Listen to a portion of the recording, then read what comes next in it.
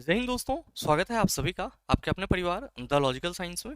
मैं हूं आलोक सिंह आतीश और आज के इस वीडियो सेशन में हम लोग डिस्कस करने वाले हैं बायोलॉजी में डाइजेस्टिव सिस्टम के महत्वपूर्ण 20 क्वेश्चन की, जो कि आपका टॉपिक वाइज होगा और साथ ही साथ पूरा का पूरा कंसेप्चुअल होगा। और मेरे मित्र ध्यान में रखिएगा, इस सेशन को करने के बाद आप डाइजेस्टिव सिस्टम से पूरी तरीके से वाकिफ हो जाएंगे। साथ ही आपकी जानकारी के लिए बताना चाहूंगा कि इस सेशन का जो क्वेश्चन है सॉल्यूशन सहित पीडीएफ उसका हमारे टेलीग्राम ग्रुप से मिल जाएगा, जिसका लिंक इस वीडियो के नीचे डिस्क्रिप्शन में दिया हुआ है। आप वहां से जाकर के पीडीएफ को एक्सेस कर सकते हैं। बहरहाल आइए अपने सेशन की शुरुआत करते हैं और चलते हैं पहले क्वेश्चन की तरफ।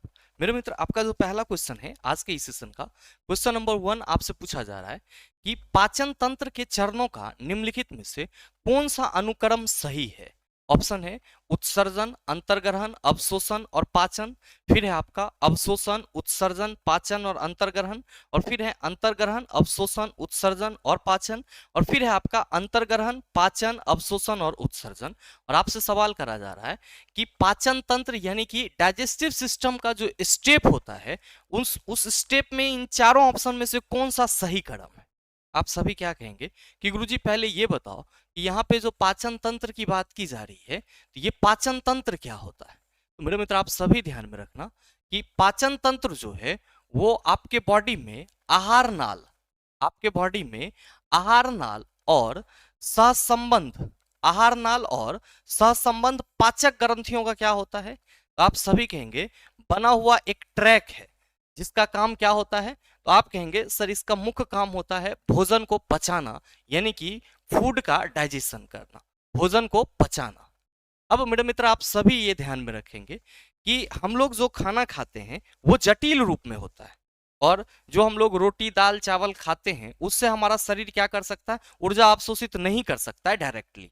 तो हमारे शरीर में भगवान ने क्या दे दिया है सर, एक ऐसा सिस्टम दे दिया है जो उस जटिल भोज पदार्थ को क्या करता है, तो सर सरल भोज पदार्थ में बदलने का काम करता है, जो कि क्या है, तो सर आहार नाल और सहसंबंध पाचक ग्रंथियों का एक बनाया हुआ मशीन है, या आप कह सकते हो ट्रैक है, जिसके थ्रू क्या होती है सर, पाचन की प्रक्रिया संपन्न होती है। मेरे मित्र, आप सबों को ध्यान में रखना होगा कि पाचन हम जब कभी भी डिस्कस करेंगे तो आप सभी कहेंगे कि गुरुजी ये हमारा पोषण में डिस्कस होगा, यानी कि न्यूट्रिशन में डिस्कस होगा। और मेरे मित्र, आप सभी ये ध्यान में रखना कि किसी भी जीव, या हम लोग सिंपली जब बात करते हैं किसी होलोजोइक मोड ऑफ न्यूट्रिशन वाले जीव की, यानी कि प्राणी संपोषी जीव की, जिसमें सर मनुष्य आ जाता है, तो प्राणी संपोषी जीव जो होते हैं उसमें पोषण के 5 स्टेप होते हैं, पोषण के 5 चरण होते हैं। कौन कौन सा, तो आपका होता है पहला अंतर्ग्रहण, जिसको हम लोग क्या कहते हैं सर, इसको हम लोग इंग्लिश में इंजेशन कहते हैं। फिर दूसरा आपका होता है अंतर्ग्रहण के बाद पाचन, और फिर होता है आपका अवशोषण, और फिर होता है आपका अवशोषण के बाद स्वांगीकरण, स्वांगीकरण। और मेरे मित्र इसके बाद क्या होता है, आप सभी ध्यान में रखेंगे, बहिष्करण, बहिष्करण जिसको हम लोग क्या कहते हैं, इजेक्शन कहते हैं। अंतर्ग्रहण मतलब इंजेक्शन ऑफ फूड, जो हम लोग भोजन को अपने मुंह के अंदर लेते हैं उसको हम लोग क्या कहते हैं, अंतर्ग्रहण कहते हैं। और भोजन का पाचन कहां से स्टार्ट हो जाता है, तो जब हमने मुंह में लिया उसी वक्त से हो गया। अब मेरे मित्र, जो पाचन की पूरी प्रक्रिया होती है वो अंतर्ग्रहण के बाद होती है। ध्यान में रखेंगे कि अंतर्ग्रहण को इंग्लिश में इंजेशन कहते हैं और पाचन को डाइजेशन। और मेरे मित्र, जब भोजन हमारा पच जाता है, पाचन की क्रिया में एक्चुअली क्या होता है, तो आप सभी ध्यान में रखना, पाचन की क्रिया में जटिल भोज पदार्थ, जटिल भोज पदार्थ इंजाइम के प्रभाव में, किसके प्रभाव में, इंजाइम के प्रभाव में किस में बदल जाते हैं, तो आप सभी याद रखेंगे सरल भोज पदार्थ में बदल जाते हैं। किस में बदल जाते हैं, सरल भोज पदार्थ। और ये सरल भोज पदार्थ क्या होता है, तो आप सभी ध्यान में रखना, ये सरल भोज पदार्थ आपका ग्लूकोज होता है। अब मेरे मित्र, इस जो पचे हुए भोज्य पदार्थ हैं उसका हमारी शरीर की कोशिकाओं के द्वारा क्या किया जाता है, अवशोषण किया जाता है। और मेरे मित्र ध्यान में रखेंगे कि अवशोषण के बाद उस पचे हुए भोज्य पदार्थ से ऊर्जा का निष्कासन होता है, जिसको हम लोग स्वांगीकरण कहते हैं। और फिर बाद में जो अपचा भोजन होता है वो हमारे बॉडी से बाहर आ जाता है, जिसको हम लोग बहिष्करण यानी कि इजेक्शन कहते हैं। मतलब साफ है कि अगर हम अपने शरीर में बात करेंगे पोषण की, तो 5 स्टेप में होगा, अंतर्ग्रहण, पाचन, अवशोषण, स्वांगीकरण और बहिष्करण। और याद रखिएगा ये सभी स्टेप जो हैं वो किसके थ्रू फॉलो किए जाएंगे, पाचन तंत्र के थ्रू फॉलो किए जाएंगे, यानी कि पाचन तंत्र के थ्रू कार्य किया जाएगा। तो जो आपसे सवाल पूछा जा रहा है कि पाचन तंत्र के चरणों का निम्नलिखित में से कौन सा अनुक्रम सही है, तो पहला ऑप्शन में है पहले आपका उत्सर्जन, आप कहेंगे बिल्कुल सही नहीं है। दूसरा ऑप्शन में है सर पहले ही अवशोषण, आप कहेंगे बिल्कुल सही नहीं है। तीसरा ऑप्शन में है अंतर्ग्रहण और अवशोषण, आप कहेंगे बिल्कुल सही नहीं है। पहला अंतर्ग्रहण होगा, फिर पाचन होगा, फिर अवशोषण होगा और फिर क्या होगा सर उत्सर्जन होगा दिए गए ऑप्शन के अकॉर्डिंग। तो सही आंसर हमारा ऑप्शन नंबर डी हो जाएगा। अब आप में से कई सारे छात्रों के मन में आएगा कि गुरुजी ये आपने बताया कि पाचन तंत्र जो है वो आहार नाल और सहसंबंध पाचक ग्रंथियों का मिश्रण होता है, या आहार नाल और सहसंबंध पाचक ग्रंथियों से मिलकर बना होता है। तो ये आहार नाल किसको बोलते हैं, सहसंबंध पाचक ग्रंथि किसको बोलते हैं? मेरे मित्र ध्यान दीजिएगा जरा सा इस डायग्राम पे। आप सभी देख पा रहे होंगे कि यहाँ पे जो आपका डायग्राम शो किया जा रहा है वो किसका है, आपके डाइजेस्टिव सिस्टम का, आपके पाचन तंत्र का। मेरे मित्र याद रखेंगे कि जो हम सभी ये कहते हैं कि गुरुजी जो हमारा पाचन तंत्र है इसमें दो भाग होते हैं, एक हमारा आहार नाल और दूसरा हमारा क्या होता है, तो सर एसोसिएटेड डाइजेस्टिव ग्लैंड। आहार नाल को हम लोग इंग्लिश में एलिमेंट्री कैनाल कहते हैं। क्या कहते हैं? आहार नाल को इंग्लिश में एलिमेंट्री कैनाल कहते हैं। और मेरे मित्र याद रखेंगे कि जो दूसरा होता है आपका क्या है, associated digestive gland. Associated digestive gland, तो आप सभी ये ध्यान में रखिएगा कि एसोसिएटेड डाइजेस्टिव ग्लैंड उसको बोला जाता है जो आपको सर भोजन को पचाने में मदद करता है, या इसको हम लोग क्या कहते हैं, सहायक पाचक ग्रंथि या सहसंबंध पाचक ग्रंथि। आपको जो आसान लगे आप वो कह सकते हो। मेरे मित्र याद रखना आप सभी कि जब कभी भी हम आहार नाल की चर्चा करेंगे तो आहार नाल मुख से लेकर के एनस तक फैली हुई क्या होगी, एक कुंडलित संरचना होगी। और इस आहार नाल की लंबाई हम लोग कितना लेते हैं, आप सभी ध्यान में रखेंगे 8 से 10 मीटर के अप्रोक्स लेते हैं। कितना? 8 से 10 मीटर के अप्रोक्स। और ये कहां से कहां तक फैला होता है, तो आप सभी ध्यान में रखेंगे कि मुख गुहा से लेकर मल द्वार तक फैली होती है। मुख गुहा से लेकर मल द्वार तक फैली होती है। अब मेरे मित्र ये याद रखिएगा कि इस एलिमेंट्री कैनाल में कौन कौन से पार्ट आएंगे, कौन कौन से पार्ट आएंगे, तो ध्यान में रखेंगे कि ये जो हमारा माउथ है जिसको हम लोग ऑरल कैविटी या बकल कैविटी बोलते हैं, ये हमारे आहार नाल का पहला भाग होता है। इसके बाद आहार नाल में कौन आएंगे, फायरनेक्स जिसको हम लोग क्या बोलते हैं, ग्रसनी। फिर कौन आएगा, इसोफेगस जिसको हम लोग क्या बोलते हैं, ग्रास नली। फिर कौन आएगा सर, एस्टोमक आएगा। और फिर मेरे मित्र लार्ज इंटेस्टाइन और स्मॉल इंटेस्टाइन, ये क्या होंगे, आप सभी को याद रखना होगा सर आहार नाल का हिस्सा होगा। तो अगर कहीं पे भी आपसे ये सवाल कर लिया जाए कि आहार नाल का मेन पार्ट, तो आप क्या कहेंगे, गुरुजी मुख गुहा। क्या कहिएगा, मुख गुहा। इसके बाद आप सभी कहेंगे ग्रसनी। फिर आप ग्रास नली की बात करेंगे, किसकी, ग्रास नली की बात करेंगे। उसके बाद आप अमाशय कहेंगे जिसको हम स्टमक कहते हैं। फिर आप जब आंत कह देंगे तो बड़ी आंत छोटी आंत दोनों इसी में आ जाएगा। सहसंबंध पाचक ग्रंथि, तो मेरे मित्र पाचक ग्रंथि लिखा हुआ है। हमारे बॉडी में बहुत सारे ऐसे ग्लैंड्स हैं जो पाचक रस का स्रवण करते हैं या भोजन के पाचन में मदद करते हैं, जिसमें से पहला आपका क्या है सर, लीवर यानी कि यकृत। दूसरा आपका क्या है सर, पेनक्रियाज यानी कि अग्नाशय। और तीसरा क्या है मेरे मित्र, तीसरा है आपका सलेवरी ग्लैंड्स यानी कि लार ग्रंथि। तो सहसंबंध पाचक ग्रंथि में आप सभी ये कह सकते हैं कि गुरुजी लार ग्रंथि, साथ में यकृत और साथ में अग्नाशय, ये क्या होंगे, आप सभी कहेंगे कि सर ये पाचक ग्रंथि, सहसंबंध पाचक ग्रंथि होगी, जिसके द्वारा क्या होगा, अलग अलग एंजाइम्स का स्रवण होगा और वो भोजन के पाचन में मदद करेगा। उम्मीद करते हैं इस सवाल को आप सभी समझ पाए होंगे। नेक्स्ट सवाल आप सबों के सामने है, क्वेश्चन नंबर 2 कि मानवों में आहार नाल का इनमें से कौन सा भाग अपशिष्ट पदार्थों का उत्सर्जन करता है, बड़ी आंत, छोटी आंत, परिशेषिका, मल द्वार। तो मेरे मित्र आप सभी को यह ध्यान में रखना होगा कि अभी जो हमने चर्चा करा यहाँ पे कि हमारे शरीर में जो भोजन का पाचन होता है उसमें 4 स्टेप मुख्य रूप से शामिल है, अंतर्ग्रहण, पाचन, अवशोषण, स्वांगीकरण, बहिष्करण, 5 स्टेप। तो इसमें अंतर्ग्रहण मुंह के द्वारा करेंगे, पाचन हमारा पूरा डाइजेस्टिव सिस्टम करेगा, अवशोषण सर हमारे जो छोटी आंत में मौजूद विली जैसी संरचना होगी उसके द्वारा की जाएगी, स्वांगीकरण भी सर वहीं पे अवशोषण के साथ होगा, और बहिष्करण के लिए सर कौन सा बॉडी पार्ट होगा, आप कहेंगे मल द्वार। जो मल द्वार है उसके थ्रू क्या होता है, तो आप सभी कहते हैं गुरुजी बॉडी से जो वेस्टेज मटेरियल होता है और पचा भोजन होता है वो बाहर निकलता है। तो आपसे सवाल वही करा जा रहा है कि मानवों में अपशिष्ट आहार नाल का इनमें से कौन सा भाग अपशिष्ट पदार्थ का उत्सर्जन करता है, आप सभी याद रखना मल द्वार। मेरे मित्र याद रखेंगे कि इस वाले हिस्से को हम लोग मल द्वार कहते हैं, और इसमें मुख्य भूमिका किसका होता है सर, रेक्टम का, जिसको हम लोग क्या कहते हैं, मलाशय कहते हैं। क्या कहते हैं, मलाशय। और यहां पे मल आकर के क्या होता है, स्टोर होता है, और फिर बॉडी से टाइम टू टाइम वो एनस के थ्रू बाहर आ जाता है। तो अपशिष्ट पदार्थों के निष्कासन के लिए मेरे मित्र कौन सी संरचना होती है, आप कहेंगे मल द्वार। हमारे बॉडी में छोटी आंत भी होती है, उसकी भी चर्चा करेंगे। आप सभी बस अभी के लिए ध्यान में रखेंगे कि छोटी आंत में क्या होता है सर, संपूर्ण पाचन की प्रक्रिया होती है, कंप्लीट डाइजेशन का प्रोसेस होता है। अब मेरे मित्र बड़ी आंत जो है यहां पे अपचा भोजन क्या होता है, स्टोर होता है। और साथ ही साथ आप सभी ध्यान में रखना कि बड़ी आंत में कुछ ऐसे भी पार्ट होते हैं जो जल का क्या करते हैं सर, अवशोषण का काम करते हैं। आप कहेंगे गुरुजी ये परिशेषिका अपेंडिक्स क्या है, तो मेरे मित्र आप सभी को ये ध्यान में रखना होगा। एक छोटा सा संरचना जो कि आप यहाँ पे देख पा रहे होंगे, याद रखिएगा कि हमारे डाइजेस्टिव सिस्टम में आप सभी यहां पे देख पा रहे होंगे कि ये वाली जो आपको संरचना दिख रही है, ये वाली जो संरचना दिख रही है, इस वाली संरचना को हम लोग क्या कहते हैं सर, इस वाली संरचना को बड़ी आंत कहते हैं। और यहां पे जो आप देख रहे हैं सर एक तरह से बहुत सारा घुमा घुमा हुआ, सर इसको हम लोग, ये वाली जो संरचना इसको हम लोग छोटी आंत कहते हैं। और मेरे मित्र आपका बड़ी आंत और छोटी आंत जहां पे जुड़ रहा होता है, बड़ी आंत और छोटी आंत जहां पे जुड़ रहा होता है, तो उसके जुटान बिंदु को हम लोग क्या कहते हैं, आप सभी याद रखेंगे सिक्कम कहते हैं। और उस सिक्कम पे उंगली नुमा जो संरचना होती है उसको हम लोग क्या कहते हैं, अपेंडिक्स यानी कि परिशेषिका कहते हैं, जो हमारे बॉडी के लिए क्या होता है, आप सभी को याद रखना होगा सर एक वेस्टिगल ऑर्गन होता है, हमारे बॉडी में इसका कोई यूज नहीं होता है।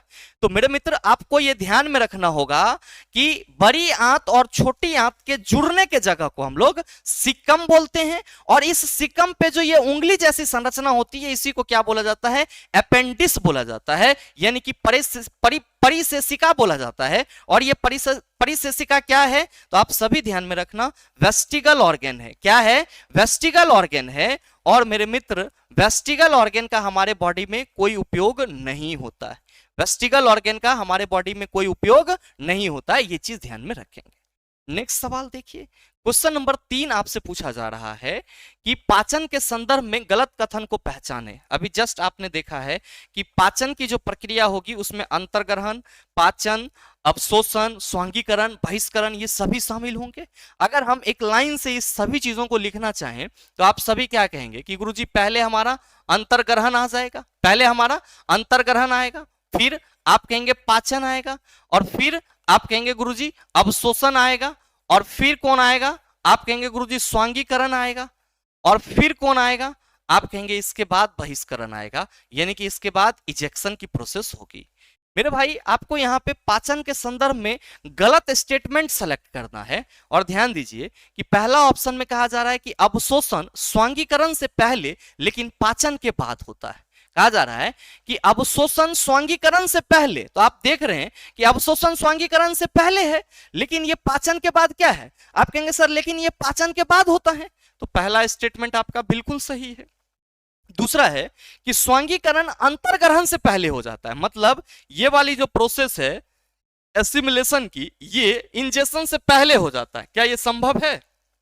मेरे मित्र आप कोई भी खाना नहीं खाओ और उसका स्वांगीकरण कर दो आप अपने मन में, तो ये संभव हो पाएगा? आप कहेंगे बिल्कुल नहीं। तो मेरे मित्र ये दूसरा स्टेटमेंट आपका गलत है। तीसरा है कि पाचन निष्कासन से पहले लेकिन अंतर्ग्रहण के बाद होता है। बिल्कुल सही है कि जो पाचन की प्रक्रिया है ये आपका बहिष्करण यानी कि निष्कासन से पहले होता है लेकिन अंतर्ग्रहण के बाद होता है। आप कहेंगे तीसरा स्टेटमेंट सही है। और मेरे मित्र फिर आगे है कि स्वांगीकरण और अवशोषण दोनों पाचन के बाद होते हैं। तो मेरे मित्र आप सभी देख रहे हैं कि अब अवशोषण और स्वांगीकरण दोनों ही क्या है, तो सर पाचन के बाद हैं। तो आपका चौथा स्टेटमेंट भी सही है। आप सभी क्या कहेंगे कि गुरुजी हमें गलत स्टेटमेंट चुनना था और गलत स्टेटमेंट हमारा क्या है, ऑप्शन नंबर बी है। क्या है? ऑप्शन नंबर बी है। नेक्स्ट सवाल देखिएगा, क्वेश्चन नंबर 4 आपसे पूछा जा रहा है कि मुखगुहिका मानव डैश तंत्र का एक हिस्सा है।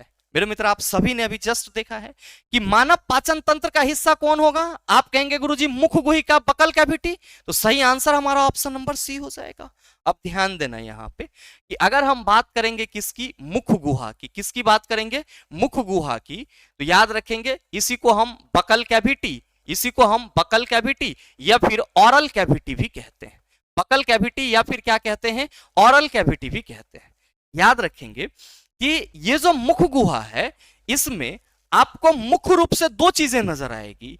पहला चीज सर जीभ नजर आएगी, जिसका काम क्या होता है? तो सर स्वाद चखना या स्वाद का पता लगाना। और दूसरा जो महत्वपूर्ण आपको अंग दिखाई पड़ेंगे वो क्या है सर?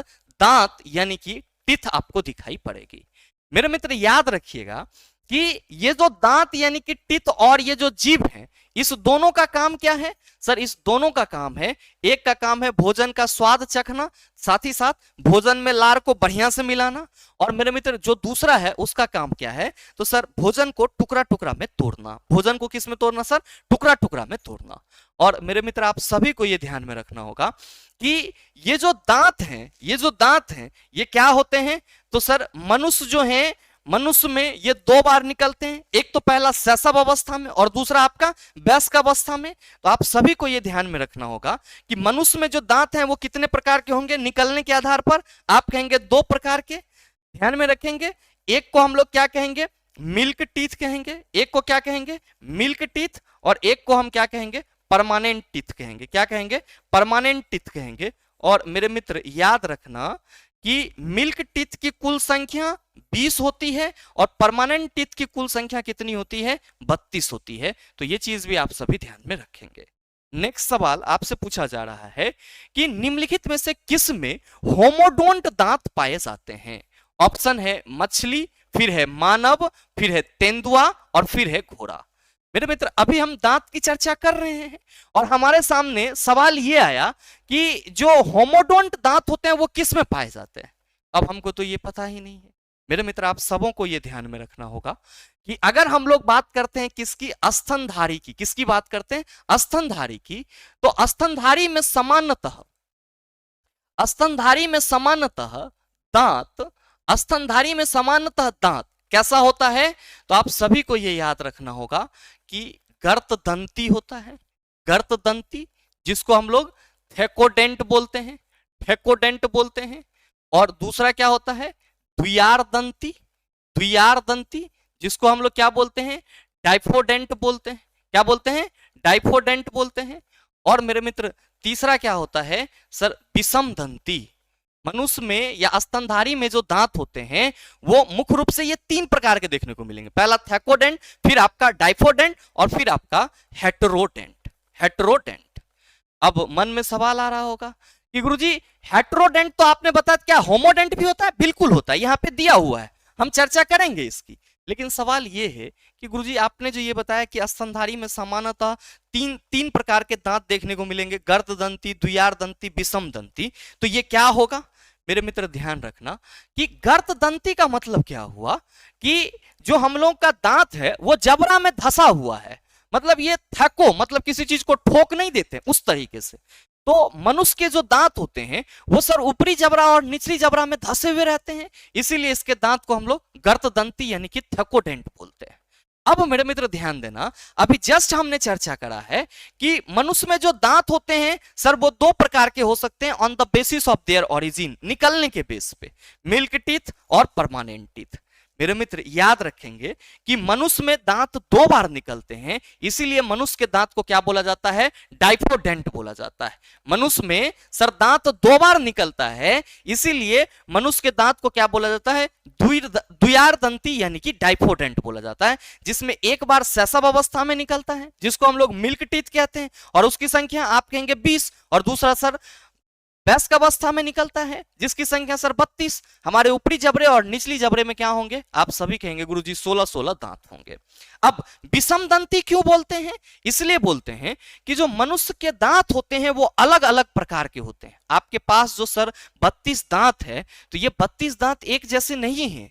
आप गौर से आईना में मुंह लेकर के देखेंगे तो आपको पता चलेगा कि सारा दांत आपका एक जैसा नहीं है, सब दांत की संरचना क्या है, अलग अलग है।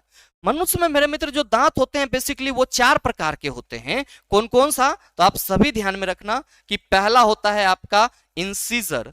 पहला कौन सा होता है, इंसीजर। दूसरा आपका कौन सा होता है, कैनाइन। फिर कौन सा होता है सर, प्रीमोलर। फिर कौन सा होता है, मोलर। तो अगर आपसे ये कोई कह दे कि मनुष्य विषमदंती यानी कि हेट्रोडोंट क्यों होता है, तो आप सभी क्या कहेंगे, क्योंकि इसमें 4 प्रकार के दांत होते हैं। कौन कौन सा सर, इंसीजर, कैनाइन, प्रीमोलर और मोलर। तो इसके अलग अलग प्रकार के दांत होते हैं, इसलिए ये विषमदंती कहलाते हैं। अब हेटेरो का मतलब विषम हो गया। अब यहां जो होमो लिखा हुआ है, इस होमो का मतलब क्या होता है सर, समान। होमो का मतलब क्या होगा, आप सभी याद रख लेंगे कि समान। और आप सभी ने मछली का दांत देखा होगा, मछली का दांत एकदम से सजा हुआ रहता है, सभी दांत एक जैसे होते हैं। तो मेरे मित्र जो कहा जा रहा है कि निम्नलिखित में से किस में होमोडोंट दांत होते हैं, आप सभी कहेंगे गुरुजी मछली में होमोडोंट दांत होते हैं, क्योंकि इसके सभी दांत क्या होते हैं, समान होते हैं। जबकि जो मनुष्य होते हैं उसकी जो दांत होती है वो क्या होती है सर, हेट्रोडोंट होती है। क्यों, क्योंकि इसमें सभी दांत समान नहीं होते हैं, सभी दांत का जो आकार होता है वो अलग अलग होता है। सर एक चीरने वाला होता है, दूसरा सर फाड़ने वाला होता है, चबाने वाला होता है, पीसने वाला होता है, और इसीलिए हम लोग क्या कहते हैं कि सर ये विषम दंती होते हैं। नेक्स्ट सवाल आपसे पूछा जा रहा है कि एक वयस्क मनुष्य के मुंह में केवल कृंतक होते हैं, 10, 8, 4, 12। क्या होगा इसका आंसर। अब आप सबों को मालूम है, आप लोग कई बार इस चीज को पढ़ चुके हैं कि मनुष्य में 4 प्रकार के दांत हैं, और ये 4 प्रकार के दांत कितने कितने हैं हम लोगों को याद ही नहीं रहता है। तो मेरे मित्र पहला चीज तो आप ये समझने की कोशिश करना कि जो आप में दांत दिख रही है, जो आपको दांत दिख रही है वो कुछ इस तरीके का दिखेगा। आप अपना मुंह खोलेंगे तो कुछ ऐसा ही खुलेगा चिल्ला। याद रखना कि जो हमारा नीचे वाला हिस्सा है सर, इसको निचला जबड़ा बोलेंगे, और ऊपर वाले हिस्से को ऊपरी जबड़ा बोलेंगे। याद रखेंगे हमारे मुख गुहा को बंद करने के लिए ही क्या है सर, भगवान ने होंठ बनाया है, लिप बनाया है। अब यहां पे आप सभी को यह ध्यान में रखना होगा कि दांत का जो मेरे मित्र ये वाला आप देख रहे हैं, इसको हम लोग क्या बोलते हैं, आप सभी ध्यान में रखना, इसको हम लोग सेंट्रल इंसीजर बोलते हैं, यानी कि इसको हम लोग केंद्रीय कृंतक बोलते हैं। क्या बोलते हैं, केंद्रीय कृंतक। अब मेरे मित्र इसके बगल में जो आपको ये वाली दांत दिख रही है, इसको हम लोग लैटरल इंसीजर बोलते हैं। और ये जो आप देख रहे हो सर कैनाइन की तरह फाड़ने के लिए जो नुकीला आपको दिख रहा है यहाँ पे, इसको हम लोग क्या बोलते हैं, कैनाइन। और मेरे मित्र ये वाला दांत आपका फर्स्ट प्रीमोलर, और ये वाला आपका सेकेंड प्रीमोलर होता है। और ये वाली जो है ये फर्स्ट मोलर, ये सेकेंड मोलर, और ये थर्ड मोलर सबसे लास्ट में होता है। मतलब 8 दांत का आप क्या कहेंगे सर, सेट होता है। और ध्यान में रखिएगा आप सभी कि जब भी आपसे इंसीजर, कैनाइन, प्रीमोलर, मोलर की संख्या पूछी जाएगी तो आपको यहां पे क्या याद रखना होगा सर, जो दांत का फॉर्मूला है, टिथ फॉर्मूला है, वो याद रखना होगा। याद रखेंगे कि हमारे पास 4 ही प्रकार के दांत हैं, इंसीजर, कैनाइन, प्रीमोलर और मोलर। तो इसको हम शॉर्ट फॉर्म में ICPM और फिर हम M इस तरीके से लिख रहे हैं, ICPM और M। मेरे मित्र याद रखेंगे कि यहां पे हम इसको 2/2 कर रहे हैं, ये 1/1 कर रहे हैं, और मेरे मित्र इसको फिर 2/2 और फिर इसको हम 3/3 कर रहे हैं। अब ध्यान दीजिएगा कि ऊपर वाले सभी को जोड़ रहे हैं, 2 1 3 2 5 3 8, और नीचे वाले सभी को जोड़ रहे हैं तो आप कहेंगे गुरुजी यहाँ सॉरी 2/3 लिख दिए, ये 2/2 होगा। 2 1 3 2 5 3 8। अब मेरे मित्र ये हमारा ऊपरी जबड़ा और निचली जबड़ा दोनों में होगा। तो इसको अगर हम क्या करें सर, 2 से गुना कर दें तो 8 दूना 16 बटा 16, ये कितना हो गया, आप कहेंगे गुरुजी कुल 32। इसी को हम लोग क्या कहते हैं, दंत सूत्र कहते हैं। क्या कहते हैं, दंत सूत्र। इंसीजर आप कहेंगे गुरुजी 2 गो यहां डायग्राम में भी दिख रहा है, कैनाइन एगो ऊपर है, एगो नीचे भी तो होगा। अब फिर फर्स्ट प्रीमोलर और सेकेंड प्रीमोलर, आप कहेंगे सर 2 प्रीमोलर है और 3 मोलर है। मेरे मित्र याद रखिएगा अकॉर्डिंग टू दिस फॉर्मूला कि इंसीजर की संख्या कितनी होगी, तो इंसीजर सर ऊपर 2 और नीचे 2 कह रहे हैं, तो 2 2 4, ये क्या हो गया सर, 2 2 4, और 4 दूना आप कहेंगे गुरुजी 8 हो जाएगा। मतलब इंसीजर की जो संख्या होगी कितनी होगी, आप कहेंगे 8। इंसीजर की संख्या 8। कैनाइन की संख्या कितनी होगी, तो आप सभी कहेंगे गुरुजी एक ऊपर और एक नीचे है हमारा, तो आप कहेंगे सर 2 होगा, और ये दोनों साइड अलग अलग होगा तो मेरे मित्र जो केनाइन की संख्या हो जाएगी वो टोटल कितनी, आप कहेंगे गुरुजी 4 हो जाएगी। ध्यान दीजिएगा कि एक केनाइन आपका इधर है तो ये आपका एक इधर भी तो होगा, तो एक एक 2 और 2 दूना 4, 8 4 12 हो गया आपका, 2 2 4। ये प्रीमोलर में कितना आपका, आप कहेंगे सर 8 होगा। मोलर आप कहेंगे 3 3 9, और ये हमारा क्या, सॉरी 2 2 4 और 4 दूना 8, 3 3 6, 6 दूना आपका क्या हो जाएगा सर 12। आप मेरे मित्र काउंट कर लो, 8 4 12 8 20 12 32, मतलब क्या हुआ कि आपका इंसीजर की संख्या 8 है, केनाइन की संख्या, तो आप कहेंगे 1 1 2, 2 दूना 4 4, प्रीमोलर 8 और मोलर आपका कितना 12। पूछा जा रहा है कि एक वयस्क मनुष्य के मुख में केवल डैश कृंतक होते हैं, आप सभी कहेंगे गुरुजी केवल 8 कृंतक होते हैं। कितने होते हैं, 8 कृंतक होते हैं। मेरे मित्र याद रखिएगा कि इन सभी दांत के अलावे एक और दांत निकलता है, और उस दांत को हम लोग क्या बोलते हैं सर, विस्डम टीथ, यानी कि सर उसको बुद्धि दांत बोला जाता है। और याद रखिएगा इसी को हम लोग हिंदी में अकल चाव भी बोलते हैं। और मेरे मित्र जो अकल चाव होते हैं वो भी हमारे बॉडी के लिए क्या है, वेस्टिगल ऑर्गन है, उसका भी कोई यूज नहीं होता है। तो अगर आपसे ये सवाल कर दे कि विजडम टीथ क्या है, तो आप कहेंगे सर विजडम टीथ जो है वो हमारा वेस्टिगल ऑर्गन है, उसका हमारे मुंह में कोई काम नहीं है। अब मेरे मित्र अगला सवाल आपके सामने है, क्वेश्चन नंबर 7 आपसे पूछा जा रहा है कि दंत क्षय के परिणाम स्वरूप डैश होता है। दंत क्षय जिसको हम लोग क्या बोलते हैं सर, टूथ डिके बोलते हैं। अच्छा, टूथ डिके क्यों होता है पहले तो ये समझिए मेरे मित्र। टूथ डिके को समझने से पहले आपको जो दंत की संरचना है वो समझना होगा। आप सभी को यह ध्यान में रखना होगा कि जो हमारा दांत है सर, इसके 3 महत्वपूर्ण भाग होते हैं। कौन कौन सा, तो आपको ध्यान में रखना होगा कि पहला आप ये वाला हिस्सा देख पा रहे होंगे, पहला आप ये वाला हिस्सा, और मेरे भाई इस हिस्से को क्या बोला जाता है, क्राउन यानी कि शिखर बोला जाता है। अब दूसरा आप यहां से लेकर के यहां तक की हिस्सा देख रहे होंगे, इस वाले हिस्से को नेक यानी कि गर्दन बोला जाता है। और ये जो मेरे मित्र दांत आपका धंसा हुआ है, तो इस पूरे हिस्से को हम लोग रूट बोलते हैं। तो अगर आपसे कोई ये कह दे कि क्राउन दांत में कहां पे होता है, आप कहेंगे दांत का जो ऊपरी सिरा है वो क्राउन कहलाता है। नेक आप कहेंगे क्राउन और रूट के बीच का जो जगह होगा वो क्या कहलाता है सर, नेक कहलाता है। मेरे मित्र ध्यान दीजिएगा कि जो आपका दांत होता है उसमें आपको क्या देखने को मिलता है, तो ये जो आप लाल जैसी संरचना देख रहे हैं, इस लाल संरचना को हम लोग क्या बोलते हैं, पल्प कैविटी, यानी कि इसको मज्जा गुहा बोला जाता है। क्या बोला जाता है, इसको मज्जा गुहा बोला जाता है। और मेरे मित्र याद रखिएगा कि ये जो मज्जा गुहा है, इस मज्जा गुहा के ऊपर में आपको इस तरह की एक लेयर दिख रही है मेरे भाई, इस लेयर को हम लोग डेंटाइन बोलते हैं। क्या बोलते हैं, डेंटाइन, जो कि आपके दांत का लगभग सभी भाग का निर्माण करता है। और मेरे मित्र इस डेंटाइन के ऊपर में आपको एक कठोर लेयर, कठोर आवरण भी दिख रहा होगा। इस कठोर आवरण को हम लोग क्या बोलते हैं, इनामेल बोलते हैं, जो कि किससे बना होता है सर जी, कैल्शियम फॉस्फेट से बना होता है। किससे बना होता है, कैल्शियम फॉस्फेट से बना होता है। और मेरे मित्र याद रखिएगा कि आपके बॉडी का सबसे कठोर हिस्सा होता है सर, बॉडी का सबसे कठोर हिस्सा होता है, बॉडी का सबसे कठोर हिस्सा। इसीलिए हम लोग किसी भी चीज को क्या करते हैं सर, दांत से तोड़ फाड़ पाते हैं। तो अगर आपसे ये सवाल कर लिया जाए कि सर बॉडी का सबसे कठोर हिस्सा, आप कहेंगे इनामेल। मेरे मित्र याद रखिएगा कि ये एक स्वस्थ दांत है, लेकिन जब कभी भी हमारे द्वारा भोजन करा जाए और मुंह को अच्छी तरीके से साफ नहीं किया जाए और भोजन के कण हमारे मुंह या दांत के किसी भी जगह पे फंसा हुआ रह जाए, तो मेरे मित्र वो क्या करते हैं, बैक्टीरिया उत्पन्न करते हैं। और वो बैक्टीरिया हमारे जो मुंह में बचे हुए भोज्य पदार्थ के कण होते हैं उसके साथ रिएक्ट करके, एंजाइम के साथ मिल करके क्या करती है सर, अम्ल का निर्माण करती है। और जब मेरे मित्र हमारे मुंह का पीएच वैल्यू 5.5 से कम हो जाता है, मुंह का पीएच वैल्यू 5.5 से कम हो जाता है, तो जो हमारा दांत का इनामेल होता है उसमें सर मतलब आप कह सकते हो भंगुरता आना शुरू हो जाता है, वो सॉफ्ट होना शुरू हो जाता है और धीरे धीरे उसमें होल हो जाता है, जिसको हम लोग क्या कहते हैं, दंत क्षय कहते हैं। तो जो आपसे सवाल करा जा रहा है कि दंत क्षय के परिणाम स्वरूप डैश होता है, पहला है कोमल दंत वल्क, मसूरों से रक्त का स्राव, दुर्गंध युक्त सांस, टूटा हुआ दांत। मसूरा से रक्त का स्राव और दुर्गंध युक्त सांस आ रहा है, मतलब आपको पैडिया है। कोमल दंतवल्क, चूंकि मैंने आपको बताया कि जो अम्ल होते हैं वो जो टूथ का इनामेल है उसको भंगुर बना देता है, कमजोर बना देता है।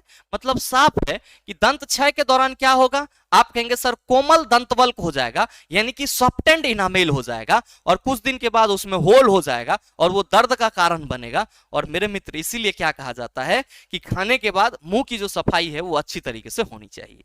नेक्स्ट सवाल देखिए, क्वेश्चन नंबर 8 आपसे पूछा जा रहा है कि निम्नांकित चित्र मनुष्यों में दांतों के क्रमिक क्षय के विभिन्न चरणों को दर्शाता है। दांतों के क्षय से संबंधित निम्नलिखित कथनों में से एक के अलावा अन्य सभी सही है, गलत कथन की पहचान कीजिए। ये आप जो देख रहे हैं सर डायग्राम, ये डायग्राम किसका है, तो सर दंत क्षय के क्रमिक को दर्शाया गया है, यानी कि किस तरह से दंत क्षय होता है उसको दर्शाया गया है। तो आपसे पूछा जा रहा है कि इन चारों में से गलत कौन सा है, आपको सेलेक्ट करना है। आप सभी ने भी देखा कि दंत क्षय जो होगा उसमें जीवाणु की भूमिका होगी। दंत क्षय में क्या होगी, जीवाणु की भूमिका होगी। वही जीवाणु क्या करेंगे, जो हमारे मुंह में बचे हुए भोज्य पदार्थ होंगे उसके साथ अभिक्रिया करके अम्ल बनाएंगे और वो अम्ल हमारे दांत को खराब करेगा। तो आपके पहले ऑप्शन में कि इनमें से जीवाणु की कोई भूमिका नहीं होती और ये विषाणु जनित होता है। मेरे मित्र कभी भी टूथ डिके जो है वो वायरल रोग नहीं होता है, ये सर बैक्टीरियल होता है। तो हमारा पहला ही स्टेटमेंट गलत है। दूसरे में है कि मुंह में बचे हुए भोजन पर जीवाणु सक्रिय हो जाते हैं, बिल्कुल सही है। अम्ल इनामेल का मृदुकरण कर देता है जिसकी वजह से दांतों में दर्द और दंत क्षय होता है, बिल्कुल सही है। जीवाणु शर्करा का विघटन करके अम्ल उत्पन्न करते हैं, ये भी बात सही है। आपको गलत कथन चुनना था, सही आंसर आपका ऑप्शन नंबर ए हो जाएगा। नेक्स्ट क्वेश्चन नंबर 9 आपसे पूछा जा रहा है कि हमारी जिह्वा पर कौन सा अभिग्राही रिसेप्टर स्थित होता है। प्रकाशग्राही, आप कहेंगे गुरुजी ये तो हमारे आई में होगा। तापग्राही हमारे स्क्रीन में होगा। घ्राण ऑल्फैक्टरी रिसेप्टर्स हमारे नाक में होगा। जबकि रस्वेदीग्राही कहां होगा, सर हमारे जीभ में। गस्टेटरी रिसेप्टर्स कहां पे होगा, सर जी हमारे जीभ में होगा। और मेरे मित्र आप सभी ये ध्यान रखना, आप सभी ये ध्यान में रखना कि जो जीभ है वो मुख गुहा के फर्श पर, मुख गुहा के फर्श पर स्थित एक मोटी और मांसल संरचना है, जिसका जो सर प्रारंभिक सिरा होता है वो क्या होता है, स्वतंत्र होता है। और मेरे मित्र इस जीभ पर क्या मौजूद होते हैं, आप सभी ध्यान में रखेंगे, स्वाद कलियां मौजूद होती है। क्या मौजूद होती है, स्वाद कलियां, जिसको हम लोग क्या कहते हैं इंग्लिश में, इसको हम लोग इंग्लिश में टेस्ट बर्ड्स कहते हैं।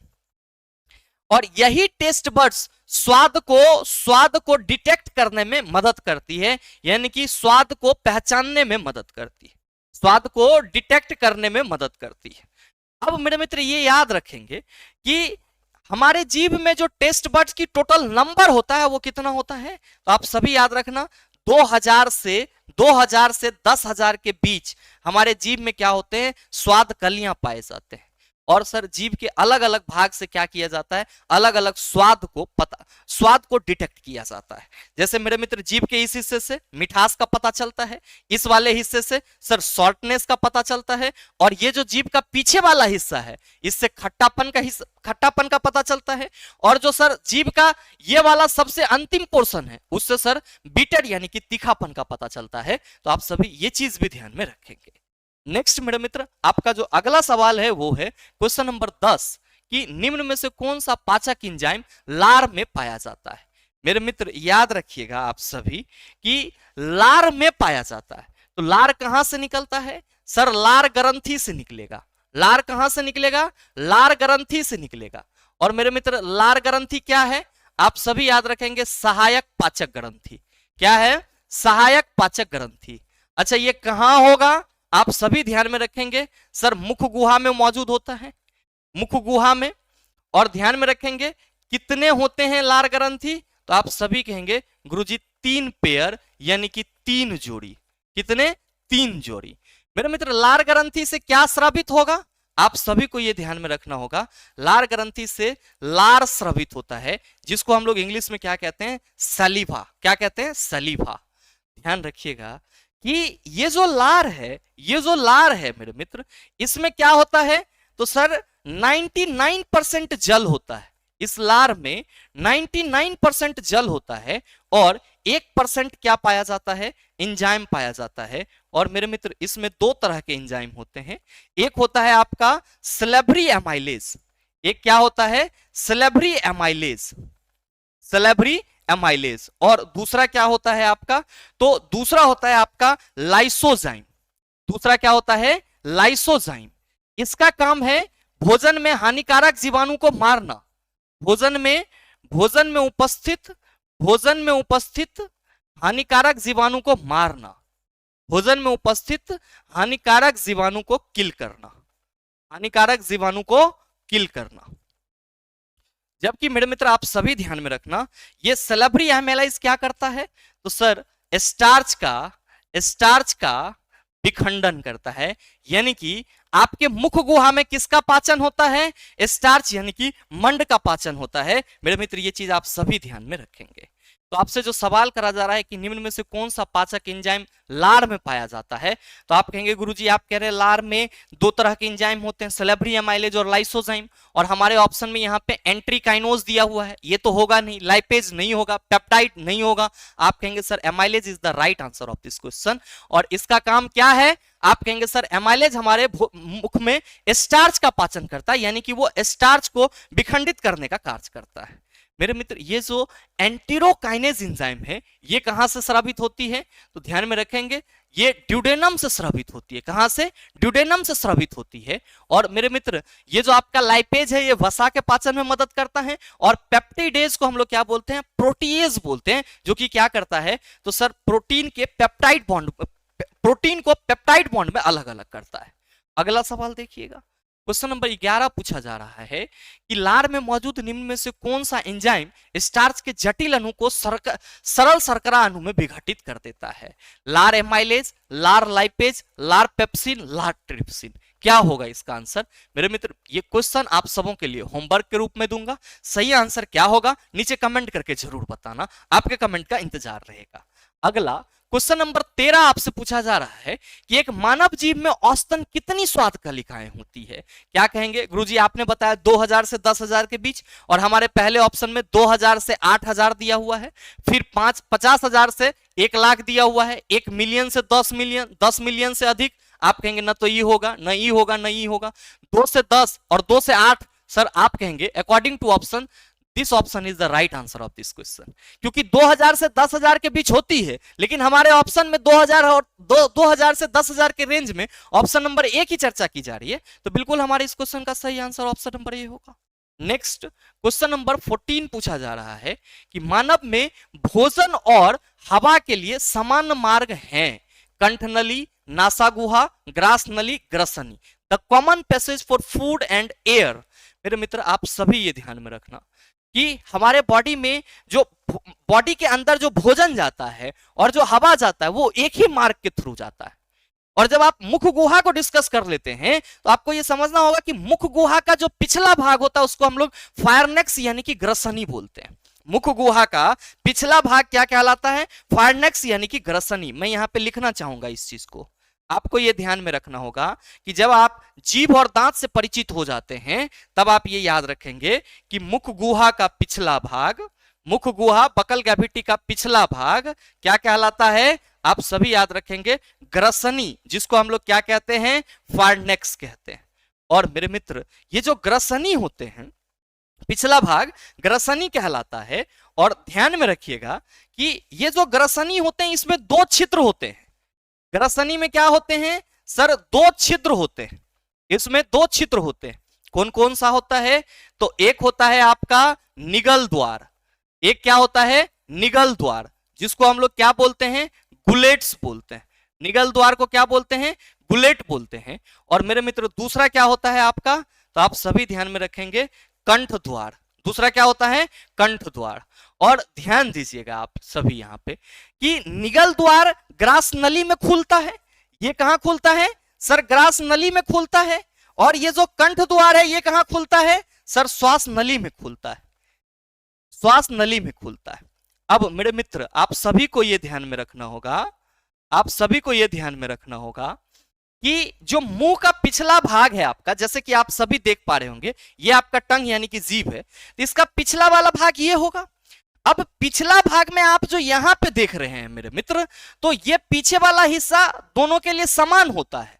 लेकिन सवाल ये है कि जब हम खाना खा रहे होते हैं तो जो भोजन है वो हमारे कंठ द्वार में नहीं जाता है, वो कहां जाता है, निगल द्वार होते हुए ग्रास नली में चला जाता है, और ग्रास नली से फिर आमाशय में।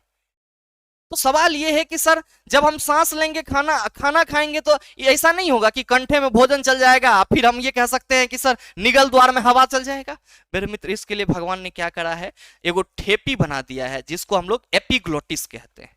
मेरे मित्र ये जो एपिग्लोटिस होती है ये कहां होती है, तो सर कंठ द्वार में होती है। इस तरह की संरचना आप देख रहे होंगे, ये क्या है, एपिग्लोटिस। और ये वाली जो संरचना है ये क्या है सर, कंठ द्वार। ये कंठ द्वार ये किससे कनेक्ट है, श्वास नली से कनेक्ट है।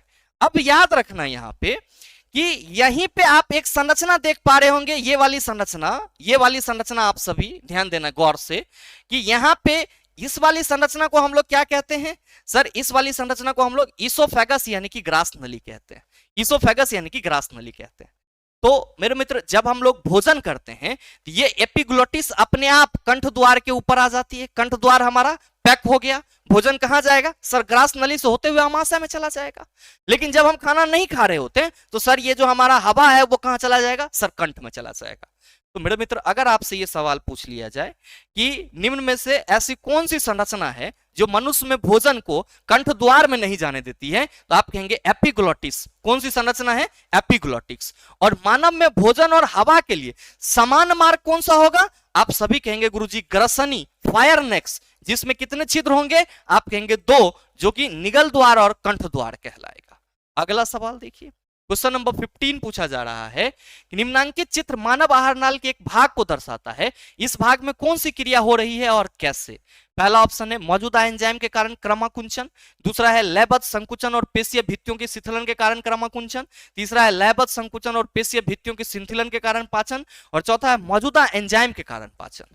मेरे मित्र आप सभी ने देखा अभी जस्ट कि जब हम खाना खाएंगे और उसको अच्छी तरीके से चबा लेंगे तो वो खाना कहां आएगा सर, हमारे ग्रास नली में। मेरे मित्र याद रखिएगा कि जैसे ही खाना हमारे ग्रास नली में आएगा तो सर इस ग्रास नली की दीवार में क्या होती है, एक तरंग उत्पन्न होती है। और इस तरंग उत्पन्न होने से आप देख पा रहे होंगे कि ग्रास नली की दीवार एक जगह पे फूल जा रही है, एक जगह पे क्या हो जा रही है, फूल जा रही है, और एक जगह पे सिकुड़ जा रही है।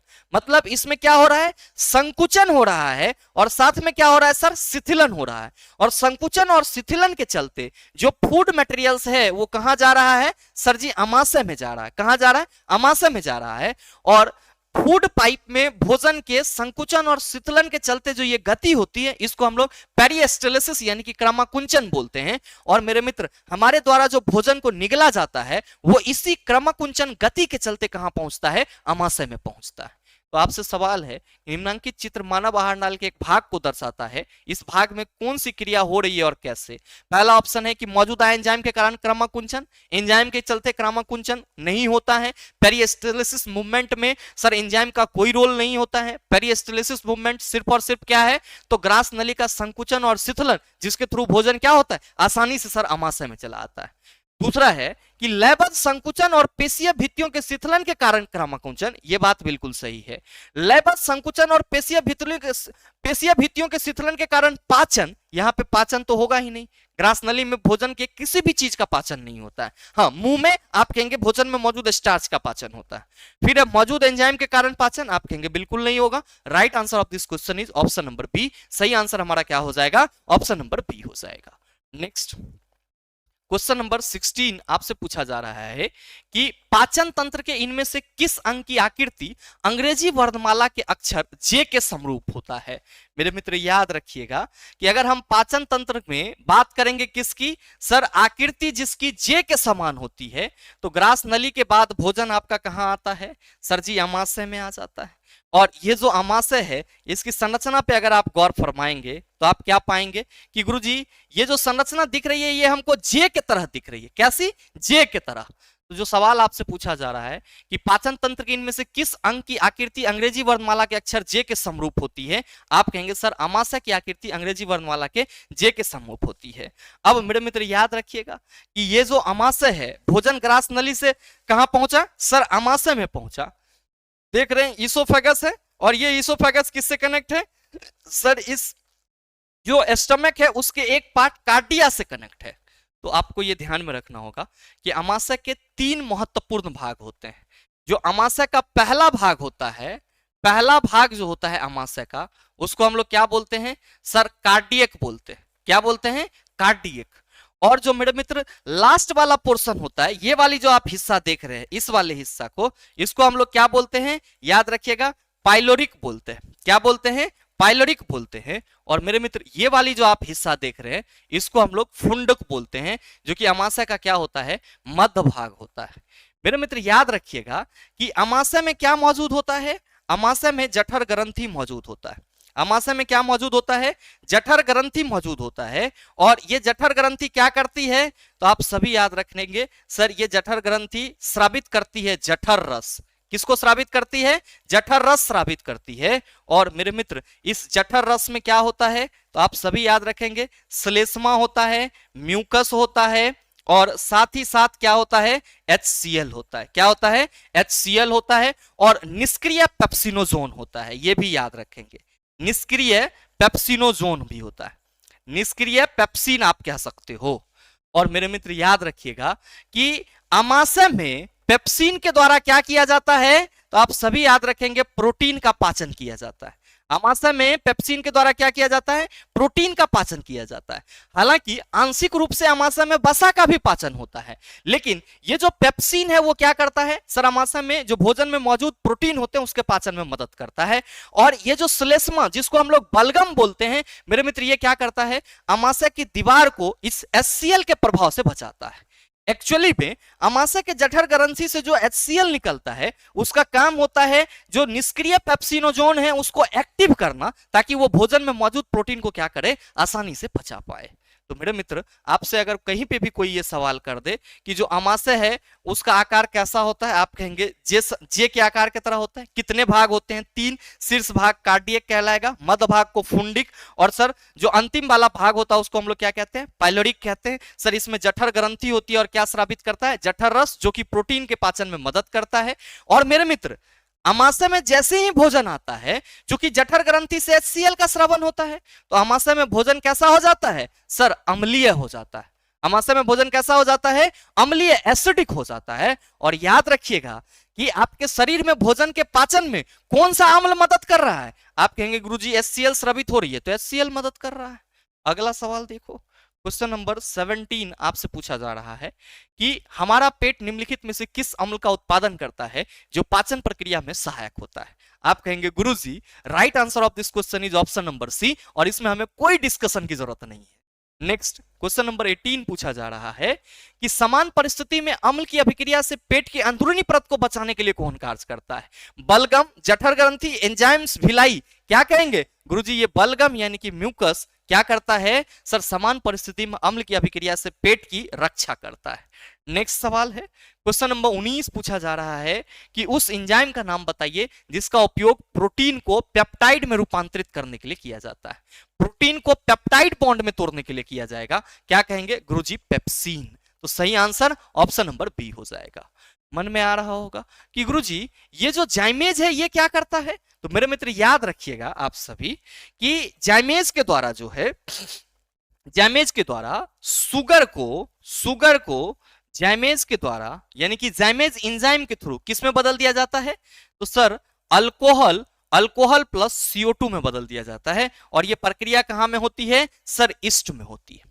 मेरे मित्र जो लैक्टोज है, तो आप सभी याद रखेंगे, लैक्टेज ये दूध संबंधित पदार्थों के पाचन में मदद करता है। दूध संबंधित भोज्य पदार्थ के पाचन में मदद करता है, भोज्य पदार्थ के पाचन में मदद करता है। और मेरे मित्र ये जो इन्वर्टेज है ये क्या करता है सर, सुक्रोज को ग्लूकोज और फ्रक्टोज में तोड़ने का काम करता है। तो ये चीज भी आप सभी ध्यान में रखेंगे। नेक्स्ट क्वेश्चन नंबर 20 पूछा जा रहा है कि जठर रस गैस्ट्रिक जूस में डुबोने पर पीएच पेपर का रंग कैसा हो जाएगा, नीला, लाल, पीला, हरा। क्या कहोगे कि गुरुजी ये जो गैस्ट्रिक जूस है, सबसे पहले तो इस गैस्ट्रिक जूस का जो पीएच वैल्यू होता है वो बहुत ही स्ट्रांग होता है। कितना, 1.2 के समथिंग। किसका है सर, गैस्ट्रिक जूस का पीएच वैल्यू। तो आप सभी क्या कहेंगे कि जाहिर सी बात है कि गैस्ट्रिक जूस को अगर नीला लिटमस में डाला जाए, ये क्या करेगा सर, उसको लाल रंग में परिवर्तित कर देगा। तो सही आंसर आपका ऑप्शन नंबर बी हो जाएगा। तो मेरे मित्र, आज के आपके इस सेशन से जो आपका डाइजेस्टिव सिस्टम का बकल कैविटी वाला हिस्सा था, साथ ही साथ जो ग्रसनी वाला हिस्सा था और जो अमाशय वाला हिस्सा था, ये तीन महत्वपूर्ण हिस्सा पूरी तरीके से कंप्लीट हो जाता है। और मुझे उम्मीद है कि अगर आपने 20 क्वेश्चन को ढंग से देखा है, सीरियसली देखा है, तो जो आपका एक डाइजेस्टिव सिस्टम का समरी होता है वो आप सबों को मिल चुका होगा। इसके आगे भी और कुछ महत्वपूर्ण क्वेश्चन करने हैं जिसकी चर्चा हम लोग अगले क्लास में करेंगे। आज के लिए हम लोग यहीं तक रखेंगे। साथ ही आप सबों को एक छोटा सा जानकारी देना चाहेंगे कि मेरे मित्र, अगर आप हमारे साथ जुड़ करके अपने साइंस को जीरो से एडवांस लेवल तक कंप्लीट करना चाहते हैं, चाहे आप एनसीईआरटी पढ़ना चाह रहे हैं या फिर साइंस फाउंडेशन, आप कुछ भी करना चाह रहे हैं, तो मेरे मित्र आप सभी का स्वागत रहेगा द लॉजिकल साइंस एप्लीकेशन पे। ध्यान में रखिएगा, अगर आप एनसीईआरटी लाइन बाय लाइन पढ़ना चाहते हैं तो आपके लिए NCERT 9th and 10th master solution batch काफी हेल्पफुल रहेगा। और अगर आप सर रेलवे 2025 एग्जाम के लिए अपने साइंस को अभी से बेसिक लेवल से एडवांस लेवल तक कंप्लीट करना चाहते हैं with NCERT, science foundation, theory, numerical, updated PYQ, तो मेरे मित्र आप सभी के लिए मिशन 2025 बैच स्पेशल आपके लिए बहुत ही उपयोगी होगा। तो उम्मीद करते हैं कि आप हमारी बातों को समझ पाए होंगे। साथ ही ये वीडियो आप सबों को अच्छा लगा होगा। अगर आपको वीडियो अच्छा लगा तो वीडियो को लाइक कीजिएगा, ज्यादा से ज्यादा अपने दोस्तों के साथ शेयर कीजिएगा, और अगर आप हमारे चैनल पर नए हैं तो सब्सक्राइब करके बेल आइकन दबा लीजिएगा ताकि इस तरह के एग्जाम रिलेवेंट वीडियो का नोटिफिकेशन सबसे पहले आपके पास पहुंचे और आप उसको सबसे पहले देख पाओ। मिलते हैं फिर अगले सेशन में, तब तक के लिए best of luck. Thank you, have a nice day.